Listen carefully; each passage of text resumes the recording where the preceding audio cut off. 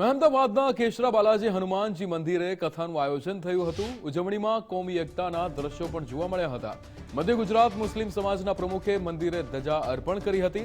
રામ જન્મોત્સવથી હનુમાન જન્મોત્સવ સુધી તત્વાર્થ કથાનું આયોજન કરાયું। આવતીકાલે હનુમાનજી મંદિરે શોભાયાત્રા નીકળશે। શોભાયાત્રાનું સ્વાગત કેશરા ગામમાં મુસ્લિમ સમાજના લોકો કરશે। આજે મુસ્લિમ સમાજના પ્રમુખ અને આગેવાનોએ ધજા અર્પણ કરી હતી। કે હિન્દુ મુસ્લિમનો કોઈ પણ જાતનો ભેદભાવ વગર તમામ કેસરાના મુસ્લિમોને આમંત્રણ આપે છે।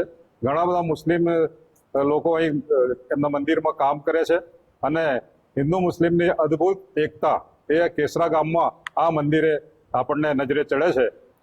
દર વર્ષે અમે એમનું સન્માન કરીએ છીએ, અહીં ધજા અર્પણ કરીએ છીએ। 7 દિવસનો એક ઉત્સવ ઉજવાય છે। 7મા દિવસે હનુમાન જન્મોત્સવના દિવસે હનુમાનની શોભાયાત્રા નીકળે છે।